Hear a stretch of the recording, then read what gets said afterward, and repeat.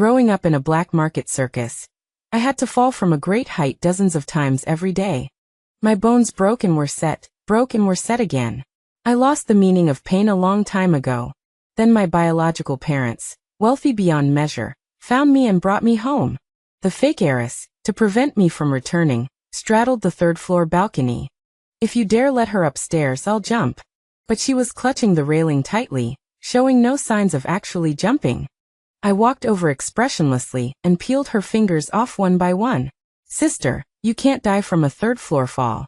It's good to sober up with a little pain. Amid her weightless scream, a crisp crack echoed from downstairs.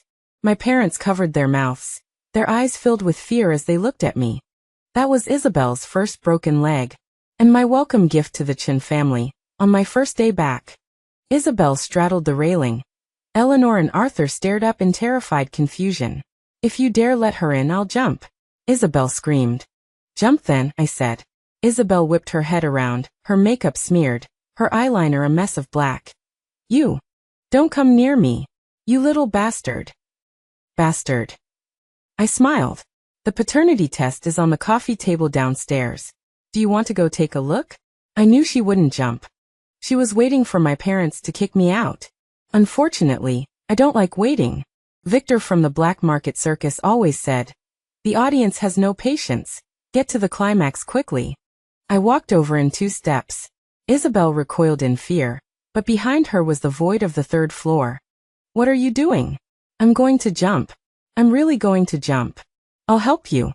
I reached out and pried open her fingers, which were clamped onto the railing. Sister, you can't die from a third-floor fall. At most you'll break a couple of legs. Perfect. Then you won't have to practice ballet anymore. The last finger came loose. Crack. The crisp sound of bone cracking reverberated through the garden, standing out sharply after that scream. I leaned over the railing and looked down. Isabel lay on the lawn, her left leg bent at an unnatural angle, the white bone sticking out of the flesh. It hurts. Mom. Help. It hurts so much. Eleanor rushed over like a madwoman, wanting to hug her but afraid to. Arthur looked up at me. Even from 3 stories up, I could see the fear in his eyes. I was familiar with that look. It was the same look a lion tamer had when he first saw a tiger bite through its iron cage. The ambulance took Isabel away. Only Arthur and I were left in the villa. That's your sister. She wanted to jump herself, I said, sitting across from him, my feet on the coffee table. Smack! Arthur slammed his hand on the table. Do you have any humanity? That's the 3rd floor. Someone could die. Can't die. I've fallen from the 5th floor, didn't die. I've fallen from a high trapeze, didn't die. I've been thrown into a lion's cage, didn't die. Arthur stared at me, his expression changing. Put your feet down, he ordered. The Chun family doesn't have room for such ill-mannered things. I slowly rolled up my sleeves, revealing my arm. It was covered in scars. Burns, cuts, whip marks. Arthur's pupils contracted. I held a razor blade to an old scar on my wrist in front of him, and sliced hard. Flesh opened. Beads of blood rushed out, dripping down my elbow and onto the carpet. Arthur's face paled, the muscles in his cheeks twitching. Are you crazy? I looked at the wound. Doesn't hurt. That veterinarian wasn't very good. He didn't use anesthesia when he cut the pain nerves, but I still didn't feel anything. I looked up at him, waving the bloody blade in front of his face. Mr. Arthur, Isabel screamed so beautifully just now. Knowing pain is a blessing, even the pain of a broken leg. The cigarette in Arthur's hand burned his fingers. He threw the cigarette away and stumbled back 2 steps, knocking over the nearby floor lamp. Bandage the wound. Don't get blood everywhere, he yelled before turning and heading upstairs. I didn't bother with the wound. The blood would stop flowing on its own. That was the first rule I learned to survive in the circus. No one in this world will pity you, except yourself. Oh, that's not right. I don't even pity myself. Julian came back on the 3rd night. The eldest son of the Chun family, my older brother.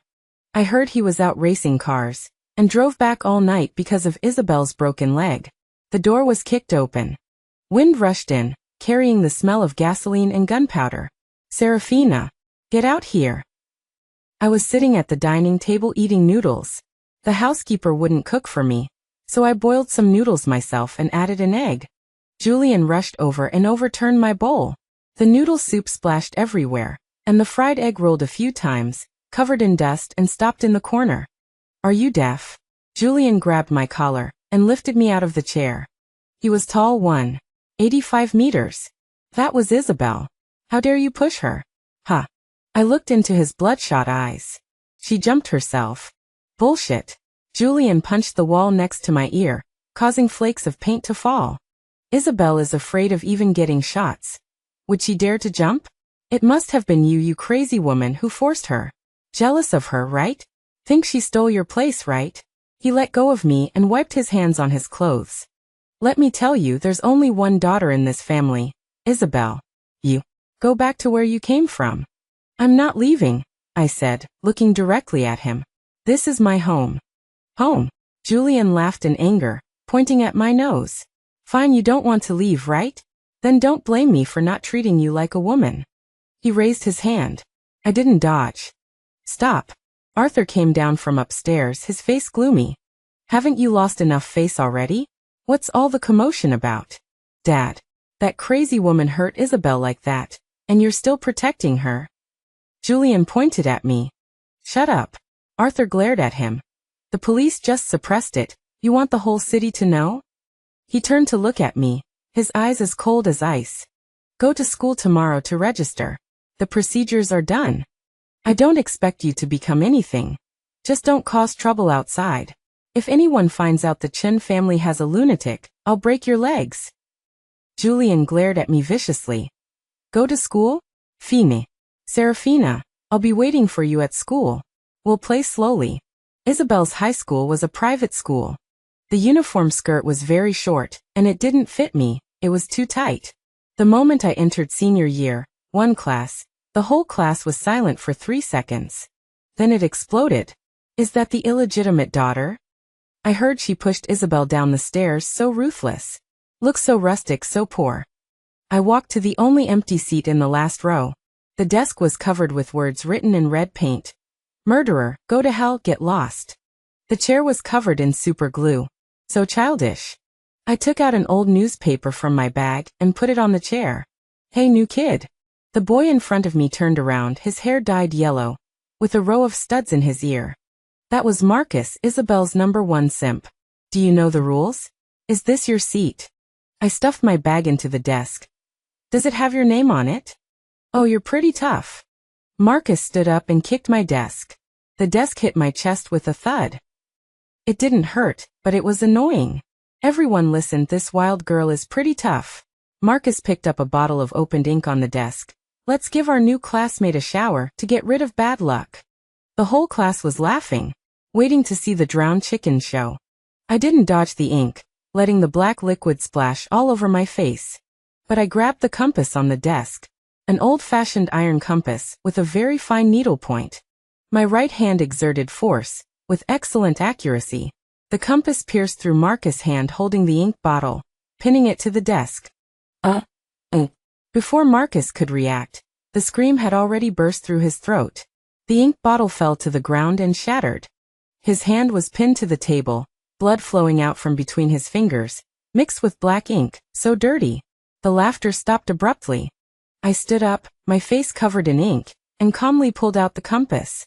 Blood spurted out, splattering all over me. Marcus covered his hand and howled on the ground, his face pale, looking at me like I was a ghost. You. I wiped the blood off the compass point on his uniform. My hand slipped. I looked around, my gaze sweeping over everyone who had just laughed. No one dared to meet my eyes. Anyone else want to stand up for Isabel? Line up, one by one. I sat down and opened my textbook. The first class was Chinese. When the teacher came in, she saw the blood and ink on the floor, and was so scared she sprained her heel. What? What's going on? Who did this? I raised my hand. Teacher. He was feeling down and rammed his hand onto my compass. I couldn't stop him. There were 50 people in the class. Not one dared to object. They were afraid of the tough, even more afraid of those who didn't value their lives. That day I became famous. The name, Mad Dog Serafina, was much louder than second Miss Chen. When school was over, Julian was blocking the school gate. He leaned on that red Ferrari, clutching the car keys in his hand, his eyes looking at me darkly. Not bad, Serafina, seeing red on the first day. Looks like you really don't want to stay in this family. I ignored him and walked straight past. Stop. He reached out to grab my shoulder. I grabbed his wrist with my backhand, twisted it using leverage, and tripped him up. An over-the-shoulder throw. The young master of the Chun family, in full view of everyone, was slammed onto the cement ground at the school gate. The Ferrari was right next to him, reflecting his embarrassing reflection. I dusted off my hands, looking down at him. Brother, don't wear such expensive shoes next time you fight, the grip isn't good. The sound of cell phones taking pictures was all around. Julian lay on the ground, his face flushed purple, unable to get up for a long time. I knew. The feud was set. Good. Julian retaliated quickly. The next day after school, a black SUV was parked at the school gate. 4 burly men in racing suits surrounded me, holding baseball bats in their hands, slapping their palms with a smack-smack sound. Julian sat on the hood, smoking a cigarette, with a bandage on his face. Get in the car. He blew a smoke ring. I'll take you to a good place. There were students watching the show all around, but no one dared to call the police. Who would dare to interfere with the Chun family's young master? I slung my bag over my shoulder and got in the car. What was there to be afraid of? In the circus, I was often stuffed into a cage and transported to the arena. The car drove to an abandoned racetrack in the suburbs. This was Julian's territory, full of discarded tires and oil drums, the air filled with the smell of burnt rubber. Get out! Julian dragged me out of the car and pushed me in front of a pile of tires. 4 burly men surrounded me, holding baseball bats in their hands, slapping their palms with a smack-smack sound. Serafina, did you enjoy throwing me yesterday? Julian flicked his cigarette, but towards my face. Sparks almost splashed into my eyes, but I didn't blink. I'll let you enjoy it enough today. Beat her, break her legs and send her to Isabel to apologize. The first stick hit me on the back. Very heavy. My spine felt like it had been struck by a sledgehammer. But I didn't fall. Pain blocking made me like a broken machine, only knowing that the force was not small, but not feeling it. The thug was stunned for a moment. Is this woman made of iron? Just as he was stunned, I moved. I grabbed his wrist, dove down, my body rotating close to his torso, and my knee slammed hard into his ribs. Stomping, spinning, sweeping. 10 seconds later, 4 cripples lay on the ground, wailing and clutching their broken limbs. I held the bloodstained baseball bat and walked up to Julian. He was dumbfounded. He didn't even notice the cigarette burning a hole in his crotch. You know kung fu. This isn't kung fu. I pressed the baseball bat against his Adam's apple. It's survival instinct. You wouldn't understand, hothouse flower. Julian swallowed hard, cold sweat trickling down his temples. Serafina. Misunderstanding. Brother will take you out to play. Play. I laughed, grabbed his collar, and slammed him against the hood of a car. I grabbed the tow rope next to me and skillfully tied a slip knot around his wrist. The other end, I secured to the rear tow hook of the SUV. Serafina. You're insane. I'm your brother. Julian screamed, his voice cracking. I got into the driver's seat and started the engine. The engine roared. Run faster, brother. I looked in the rearview mirror, shifted into gear, and stepped on the gas. The car started moving. Julian was forced to run after the car, stumbling and staggering like a dog on a leash. I circled him 5 times around the racetrack, until his legs went weak, and he was being dragged along the ground like a pile of mud, his pants ripped, his knees covered in blood. I finally stopped the car. I got out and untied the rope. Julian lay on the ground, retching, his face covered in tears, snot and dirt, with not a trace of the young master's arrogance. I squatted down and patted his face. Got it. Next time you want to mess with me, bring more people. This little bit isn't enough to fill a crack. Julian was thrown back home by me. Eleanor screamed when she saw the scene and fainted. Arthur rushed down, saw Julian covered in injuries, and trembled with anger. Serafina. You beast. You want to kill your own brother? I sat on the sofa, eating an apple. Brother took me to the racetrack to play. He had too much fun and fell.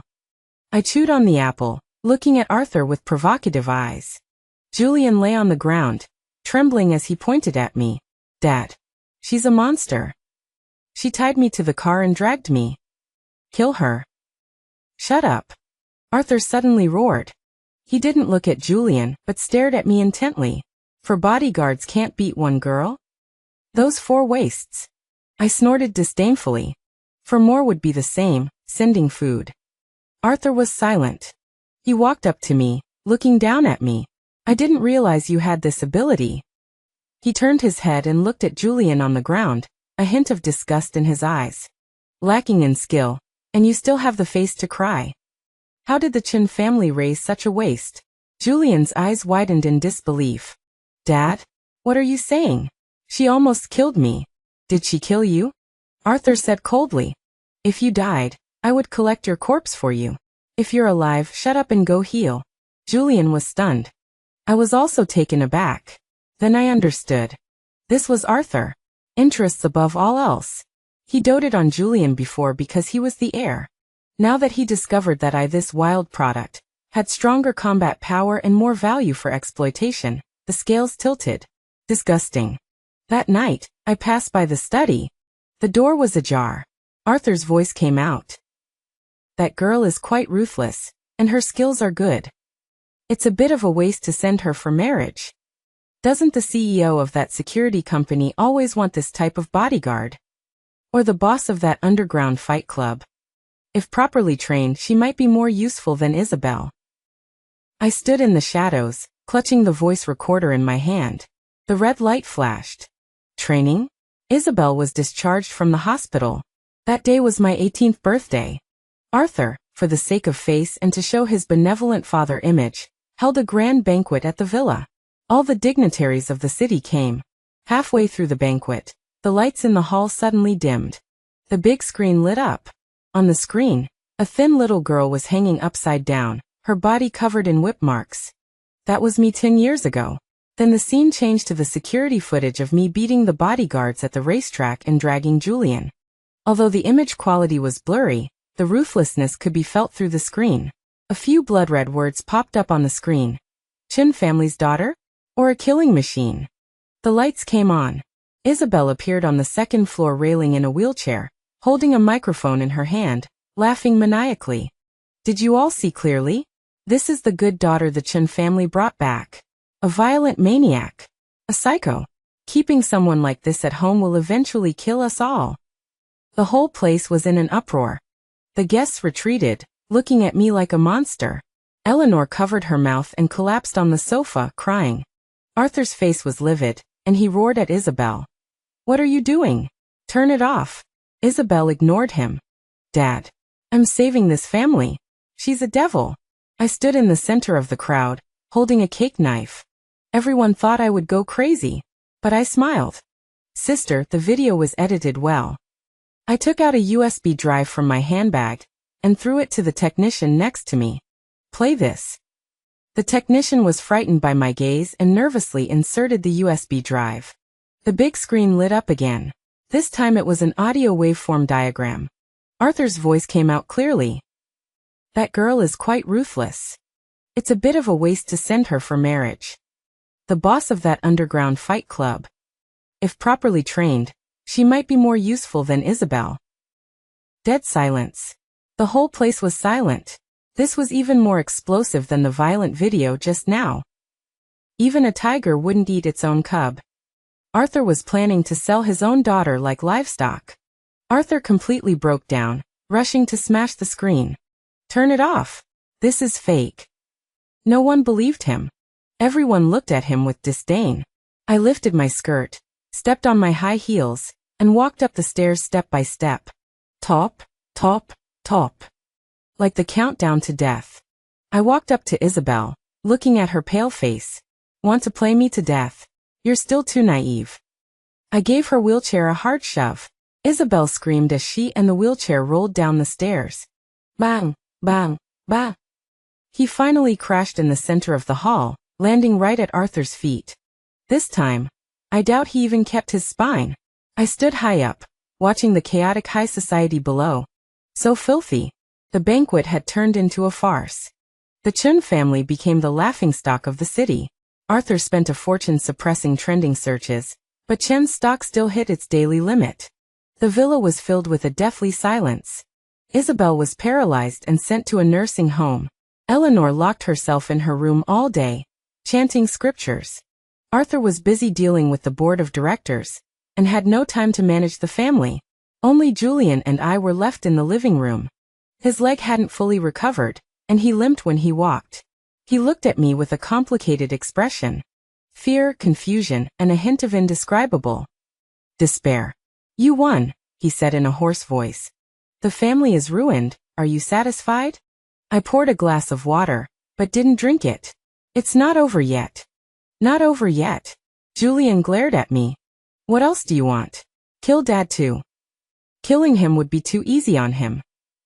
I took a yellowed photograph from my pocket and threw it on the coffee table. In the photo, a young Arthur was shaking hands with a man wearing gold-rimmed glasses. That man, I would recognize him even if I were ashes. Victor from the Black Circus. "What is this?" Julian picked up the photo. "Look on the back." Written on the back was a string of numbers and a date. October 12, 2005, 5 million. Does that date look familiar? Julian's hand trembled. "This is the day you went missing." "Went missing?" I sneered. That day, Chen's group was on the verge of bankruptcy, its cash flow cut off. The next day, this money arrived. Chen's group was revived.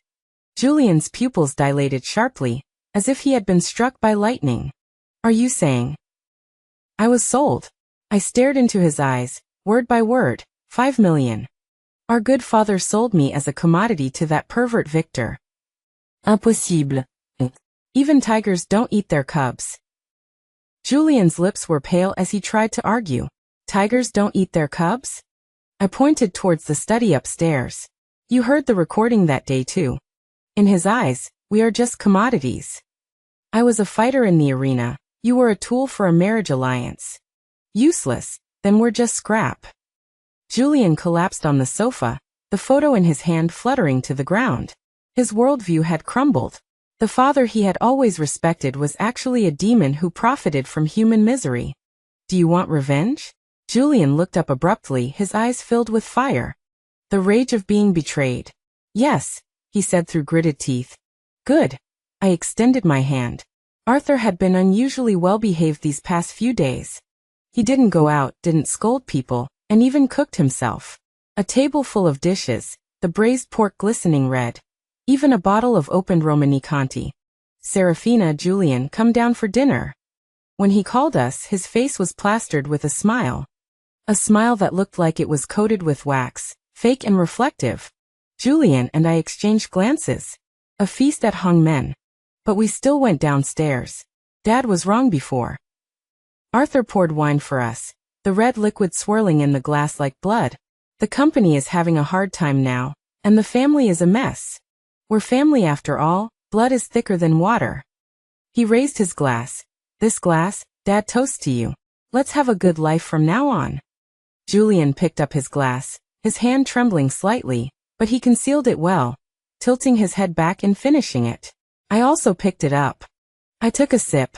A little bitter, my tongue was numb. It was spiked. Arthur watched us drink it. The wrinkles at the corners of his eyes widened with laughter. That's right, that's right. He put down his glass and looked at his watch. "Actually, Dad has arranged a way out for you." "A way out?" Julian pretended to be confused, holding his forehead. "Dad, I'm a little dizzy." "Dizzy is right." The smile on Arthur's face instantly disappeared, becoming sinister. "That Victor, he always misses Serafina. He's offered a high price to take you back." I held the wine glass, not speaking. Sure enough, a leopard can't change its spots. As for Julian. Arthur turned to look at Julian, his gaze like he was looking at a pig waiting to be slaughtered. "Although you're good for nothing, your body is still okay. Victor has a client who needs a kidney, and the match is just right." "Dad." Julian's eyes widened, and he tried to stand up, but his legs gave way and he collapsed in his chair. "You want to sell us? I'm your own son. Don't blame Dad for being ruthless. Arthur stood up and straightened his tie. The company's hole is too big, and I have to run away. Taking you with me is a burden. It's better to turn you into money. He clapped his hands. Come in, tie them up. The kitchen door opened. 3 bodyguards in black suits walked out, holding thick hemp ropes. They were ambushed from the start. Julian collapsed in his chair, retching. I also slumped on the table, motionless. Arthur walked over and reached out to pat my face. Daughter, don't blame Dad. This world is originally hell. Dad is just sending you back to a hell that is more suitable for you. His hand just touched my face. The chopstick in my hand, I had been gripping it silently for a long time. I suddenly burst out. The bamboo chopstick directly pierced the back of the hand of the bodyguard closest to me. The bodyguard screamed. I kicked away the chair, grabbed the wine bottle on the table with my backhand, and smashed it on his head with a bang. Glass shards flew, and red wine mixed with blood covered his face. Arthur was stunned, taking 2 steps back and crashing into the wine cabinet. You're not dizzy. I grew up soaking in medicine jars. I threw away the broken half of the wine bottle, leaving only the sharp glass shards in my hand. That little bit of knockout drops is nothing. Julian, stop acting. I yelled. Julian, who had been slumped in the chair, suddenly jumped up. He had already spat out half of what he drank, and had taken emetics beforehand. Although his legs were weak, he still had the strength to fight with all his might. He grabbed the plate of braised pork and slammed it hard into the face of another bodyguard, scalding hot oil and broth. You old bastard. Want to sell my kidney? Dream on. The scene instantly descended into chaos. This was a life-or-death situation. I lunged forward like a mad dog. The glass shards ripped through my suit, tearing through skin and flesh. The smell of blood sent my adrenaline soaring. I couldn't feel the pain. A bodyguard punched me in the stomach, but I didn't even flinch. Instead, I plunged the glass shard into his thigh. An eye for an eye. In 3 minutes, all 3 bodyguards were down.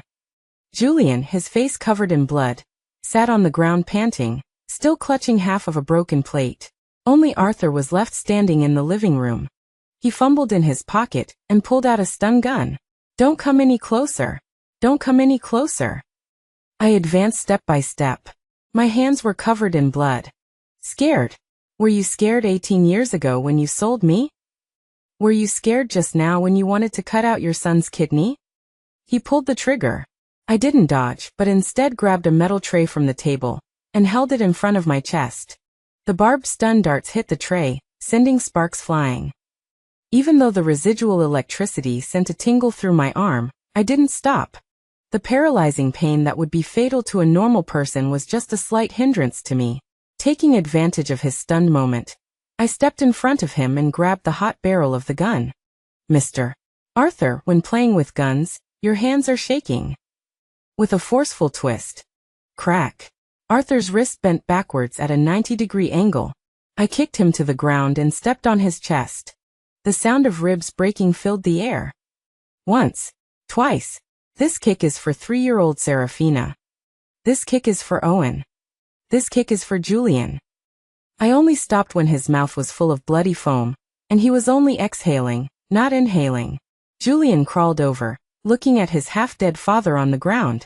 The last glimmer of light in his eyes faded. Call the police, he said. Not yet.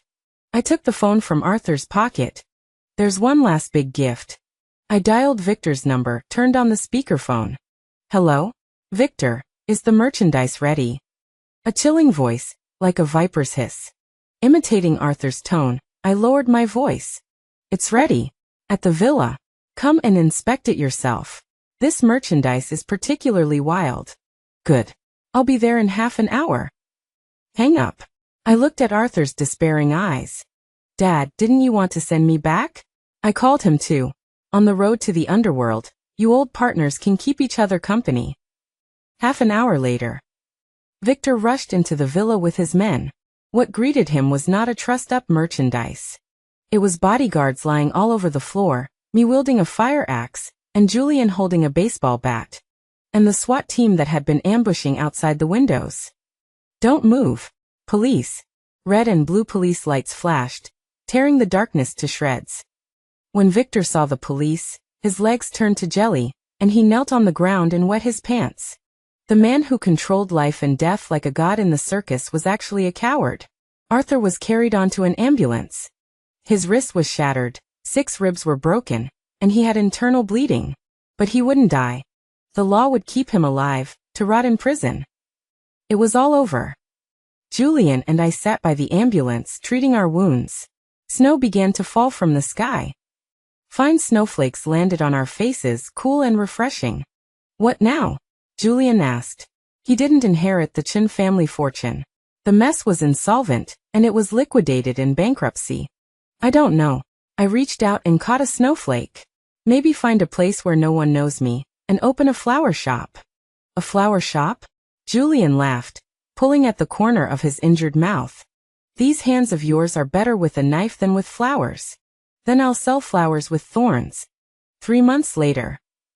A small town in the south. A flower shop opened at the entrance of an alley, called Owen's Flower Shop. The shop only sold one type of flower, blue roses. Roses dyed with a special dye, as blue as blood, with thorns. Julian opened a repair shop next door. He was covered in oil all day long, but he looked happier than when he was a young master. Another winter. Heavy snow. I sat in front of the shop, staring blankly at the falling snow. A little girl passed by, slipped and fell face first. Her knee was scraped, and blood seeped out. Wah, mommy. It hurt so much. She sat in the snow and cried. The young mother ran over and hugged her, coaxing. Hush, hush, it doesn't hurt, mommy's here. I watched that scene. My hand reached into my pocket, and touched a utility knife. The blade pushed out and retracted.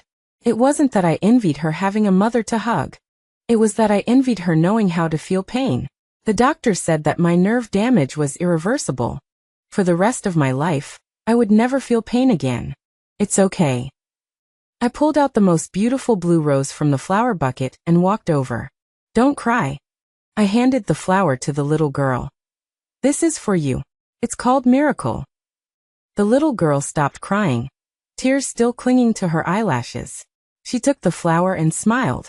Thank you, big sister. Big sister, you're so pretty. I smiled, and patted her head. A little warmth came from the palm of my hand. It was body temperature. I turned around and closed the store door. The wind chimes jingled.